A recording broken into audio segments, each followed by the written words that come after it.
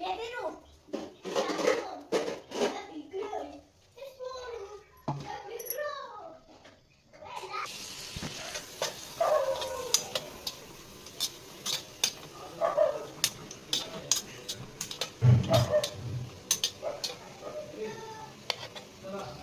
ನಾನು ಏನು ಹಾಕಿದ್ದೀನಿ ಅಂದರೆ ಈ ಮೊಟ್ಟೆನ ಬೇಯಿಸ್ಕೊಂಡು ಅದನ್ನು ಚಾಕುವಿಂದ ಸ್ವಲ್ಪ ಸ್ವಲ್ಪ ಕಟ್ ಮಾಡ್ಕೊಂಡಿದ್ದೀನಿ. ಇದಕ್ಕೆ ಎಣ್ಣೆ ಕಾಸಿ, ಗರಂ ಮಸಾಲ, ಸ್ವಲ್ಪ ಖಾರ ಪುಡಿ, ಸ್ವಲ್ಪ ಉಪ್ಪನ್ನ ಹಾಕಿ ಸ್ವಲ್ಪ ಈ ಥರ ಡ್ರೈ ಮಾಡ್ಕೋಬೇಕು. ನೋಡಿ ಇವಾಗ ಇದು ಡ್ರೈ ಆಗಿದೆ. ಇವಾಗ ಇದನ್ನು ಆಫ್ ಮಾಡ್ಕೊಳ್ಳೋಣ. ಆಫ್ ಮಾಡ್ಕೊಂಡು ಒಂದು ಪ್ಲೇಟಿಗೆ ಹಾಕ್ಕೊಳ್ಳೋಣ. ಇದನ್ನು ತೆಗ್ದು ಇವಾಗ ನಾನು ಪ್ಲೇಟಿಗೆ ಹಾಕ್ಕೊತಿದ್ದೀನಿ.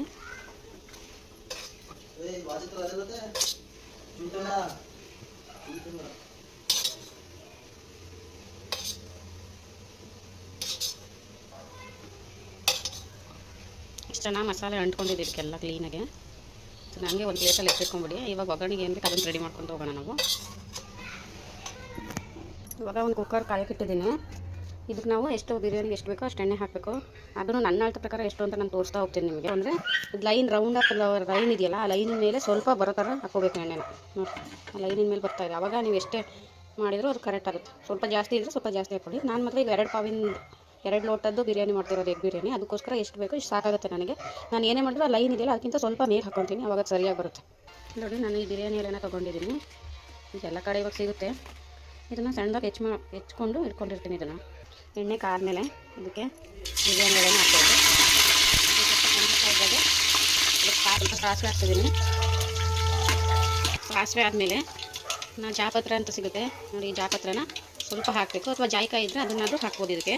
ಆಮೇಲೆ ಒಂದು ಚಕ್ರ ಮುಗ್ಗು ಹಾಕ್ತಾಯಿದ್ದೀನಿ, 1 ಅಥವಾ 2 ನಿಮಗೆ ರುಚಿಗೆ ಎಷ್ಟು ಬೇಕು ಅಷ್ಟು. ಕೆಲವೊಬ್ಬರು ಸ್ಪೈಸಸ್ ಇಷ್ಟಪಡೋಲ್ಲ, ಇದು ಟೇಸ್ಟ್ ನನಗೆ ತುಂಬ ಇಷ್ಟ. ಇದನ್ನು ಕ್ಲೀನಾಗಿ ಫ್ರೈ ಮಾಡೋಣ. ಇವಾಗ ಇದಕ್ಕೆ ಕರಿಬೇವು ಸೊಪ್ಪು ಹಾಕಬೇಕು. ಇದಕ್ಕೆ ಇವಾಗ ಕರಿಬೇವು ಸೊಪ್ಪು ಹಾಕಿದ್ದೀನಿ. ಕರಿಬೇವು ಸೊಪ್ಪು ಹಾಕಿದ್ಮೇಲೆ ಇದಕ್ಕೆ ಹೆಚ್ಕೊಂಡಿರೋದನ್ನು ಇವಾಗ ಇದಕ್ಕೆ ಹೆಚ್ಚಿಟ್ಕೊಂಡಿರೋಂಥ ಹಸಿಮೆಣಸಿನಕಾಯಿ ಹಾಕ್ತಿದ್ದೀನಿ.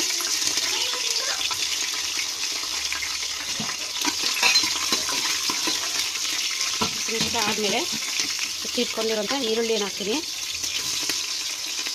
ಈರುಳ್ಳಿನ ಉದ್ದುದಕ್ಕೆ ಹೆಚ್ಕೊಳ್ಳಿ, ಅವಾಗ ಟೇಸ್ಟ್ ಚೆನ್ನಾಗಿ ಬರುತ್ತೆ. ನಿಮಗೆ ಬಾಯಿಗೆ ಸಿಕ್ಕಾಗುತ್ತೆ ಈರುಳ್ಳಿ, ಅವಾಗ ಚೆನ್ನಾಗಿರುತ್ತೆ ಟೇಸ್ಟು. ಈರುಳ್ಳಿ ಎಲ್ಲ ಹಾಕಿದ ಮೇಲೆ ಸ್ವಲ್ಪ ಕಂದು ಚೆನ್ನಾಗಿ ಬಣ್ಣ ಬದಲಾಗಬೇಕು. ಬಣ್ಣ ಬದಲಾಗತ್ತನ್ನ ಸ್ವಲ್ಪ ಫ್ರೈ ಮಾಡ್ಕೊಳ್ಳೋಣ.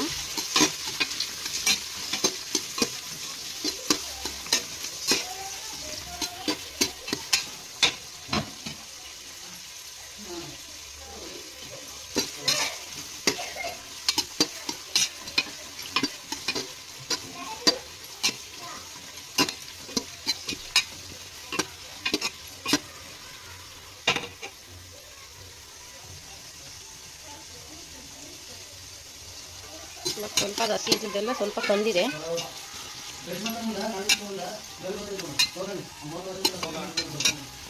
ಇವಾಗ ಇದು ಕಂದಿದೆ.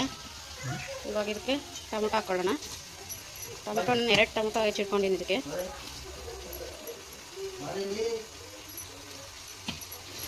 ಟೊಮೊಟೊ ಹಾಕಿ ಕಂದಿಸ್ಕೊಳ್ಳೋಣ.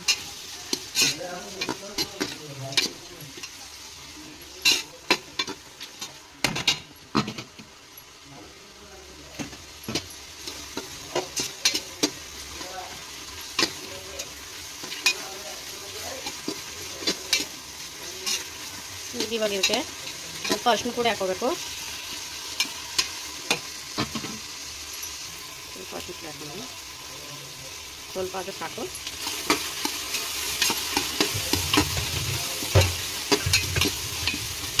ಇವಾಗ ಇದಕ್ಕೆ ಶುಂಠಿ ಬೆಳ್ಳುಳ್ಳಿ ಪೇಸ್ಟ್ ಮಾಡಿಟ್ಕೊಂಡು ಹಾಕೋಬೇಕು.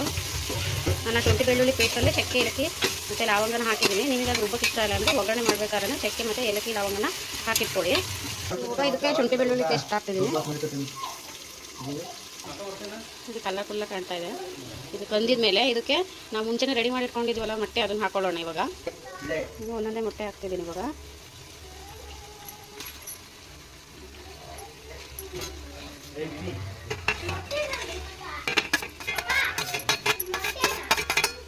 ಕ್ಲೀನಾಗಿ ಕಲರ್ ಕೊಡೋಣ.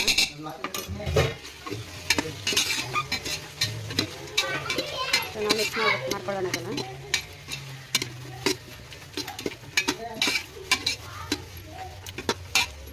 ಇವಾಗ ನಾನು ಇದಕ್ಕೆ ಏನು ಹಾಕ್ತೀನಿ ಅಂದರೆ ಅಕ್ಕಿ ಹಾಕಲ್ಲ. ಅದಕ್ಕೂ ಮುಂಚೆ ಪುದೀನ, ಕೊತ್ತಂಬರಿ ಸೊಪ್ಪು ಮತ್ತು ಮೆಂತ್ಯ ಸೊಪ್ಪನ್ನು ಸಣ್ಣಕ್ಕೆ ಇಟ್ಟಿಟ್ಕೊಂಡು ಇದಕ್ಕೆ ಹಾಕೊತೀನಿ. ಮೆಂತ್ಯ ಸೊಪ್ಪು ಹಾಕಿದರೆ ಟೇಸ್ಟ್ ಚೆನ್ನಾಗುತ್ತೆ ಅಂತ ಹಾಕೋದು. ಚಿಕನ್ ನಾವು ಏನೇ ಮಾಡಿದ್ರು, ಮಟನ್ ಏನೇ ಮಾಡಿದ್ರು ನೀವು ಮೆಂತ್ಯ ಸೊಪ್ಪನ್ನು ಹಾಕಿದ್ರೆ ಟೇಸ್ಟ್ ಚೆನ್ನಾಗಿರುತ್ತೆ. ಚಿಕನ್ ಫ್ರೈಗಾಗಲಿ ಅಥವಾ ಚಿಲ್ಲಿ ಎಲ್ಲ ಮಾಡ್ತಾರಲ್ಲ ಅದಕ್ಕೆಲ್ಲ ಮೆಂತ್ಯ ಸೊಪ್ಪು ಹಾಕೊಂಡ್ರೆ ಟೇಸ್ಟ್ ಚೆನ್ನಾಗಿರುತ್ತೆ. ಪಲಾವು ಎಲ್ಲ ಏನೇ ಮಾಡಿದ್ರು ಮೆಂತ್ಯ ಸೊಪ್ಪು ಹಾಕೊಳ್ಳಿ. ಸ್ವಲ್ಪ ಚಿಕನ್ ಐಟಮ್ ಎಲ್ಲ ಮಾಡಿದಾಗ, ಎಗ್ ಐಟಮ್ ಮಾಡಿದಾಗ ಅವಾಗ ಟೇಸ್ಟ್ ನಮಗೆ ಚೆನ್ನಾಗಿ ಸಿಗುತ್ತೆ. ಇವಾಗ ಇದು ಸ್ವಲ್ಪ ಫ್ರೈ ಮಾಡ್ಕೊಳ್ಳೋಣ.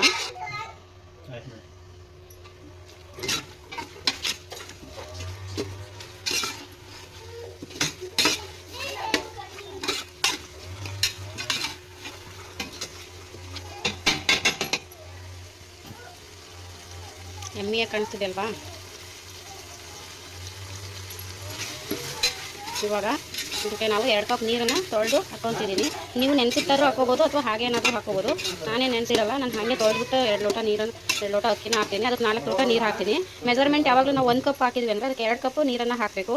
ಆವಾಗ ಅಳತೆ ಸರಿಯಾದ ಪ್ರಮಾಣದಲ್ಲಿ ಬರುತ್ತೆ, ಹುಡಿಯಾಗಿ ಬರುತ್ತೆ ರೈಸ್. ನೀವು ಜಾಸ್ತಿ ಹಾಕಿದ್ರೆ ಅಂದರೆ ಮೆತ್ತಗಾಗ್ಬಿಡುತ್ತೆ, ಆವಾಗ ಹುಡಿ ಆಗುತ್ತೆ. ಅದಕ್ಕೋಸ್ಕರ 1 ಕಪ್ ಅಕ್ಕಿ ಹಾಕಿದ್ರೆ 2 ಕಪ್ ಹಾಕಿ. ಸೊ ನಾನು ಇವಾಗ 2 ಕಪ್ ಅಕ್ಕಿ ಹಾಕಿರೋದ್ರಿಂದ 4 ಕಪ್ ನೀರನ್ನು ಇದಕ್ಕೆ ಹಾಕ್ತೀನಿ. ಇವಾಗ ನೋಡಿ, ಇವಾಗ 4 ಲೋಟ ನೀರು ಹಾಕಿದ್ದೀನಿ. ಇವಾಗ ಇದೊಂದು ಸ್ವಲ್ಪ ಬಿಸಿ ಆಗಲಿ. ಇದಕ್ಕೆ ಬಿಸಿ ಆದಮೇಲೆ ನಾವು ರುಚಿಗೆ ತಕ್ಕಷ್ಟು ಉಪ್ಪನ್ನು ಹಾಕೋಣ. ಇಷ್ಟು 1 ಹಿಡಿ ಉಪ್ಪನ್ನು ಹಾಕ್ತಿದ್ದೀನಿ. ಇಷ್ಟು ಹಾಕಿದರೆ ಸಾಕಾಗುತ್ತೆ. 1 ಹಿಡಿ ಉಪ್ಪು ಹಾಕಬೇಕು.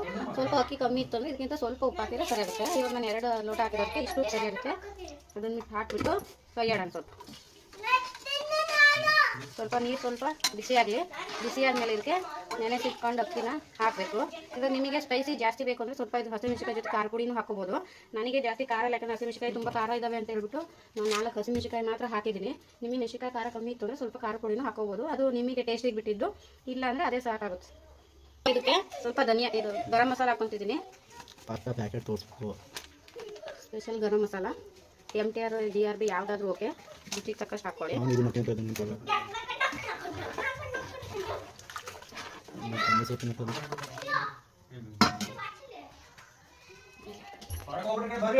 ಇವಾಗ ನೀರು ಬಿಸಿ ಆಗಿದೆ. ಇದಕ್ಕೆ ಅಕ್ಕಿನ ಹಾಕ್ತಿದ್ದೀನಿ. ಅಕ್ಕಿ ತೊಳೆದಿಟ್ಕೊಂಡಿದ್ದೆ ಲಾಸ್ಟಲ್ಲಿ ಒಂದು 5 ನಿಮಿಷ. ಅದನ್ನು ಹಾಕ್ತೀನಿ.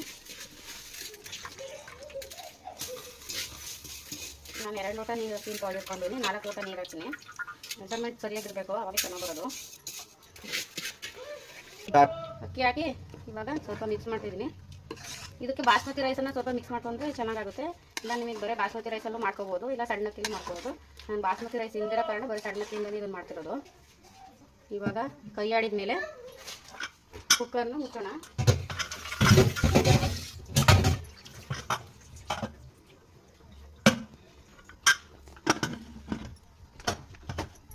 ಮುಚ್ಚಿದ್ದು 2 ವಿಸಲ್ ಆಗಲಿ. 2 ವಿಸಲ್ ಆದಮೇಲೆ ಹೇಗೆ ಬಂದಿದೆ ಅಂತ ತೋರಿಸ್ತೀನಿ ಫ್ರೆಂಡ್ಸ್.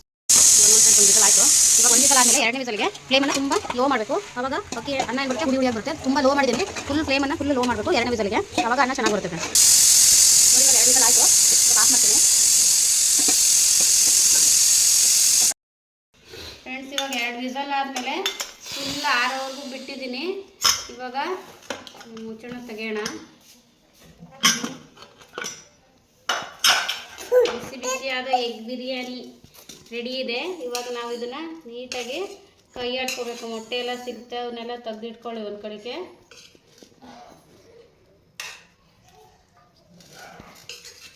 ಕ್ಲೀನಾಗಿ ಕೈ ಇಟ್ಕೊಳ್ಳೋಣ.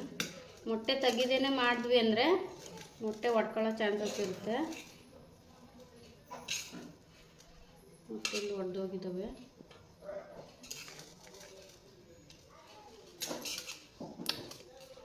ಥರ ನೀಟಾಗಿ ಇಡೋಣ.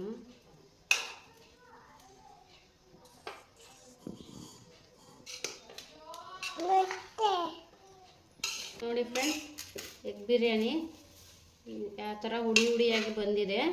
ಈ ಥರ ಹುಡಿಯಾಗಿದ್ದರೆ ಬಿಸಿ ಬಿಸಿಯಾಗಿ ತಿನ್ನೋಕ್ಕೆ ತುಂಬ ಚೆನ್ನಾಗಿರುತ್ತೆ.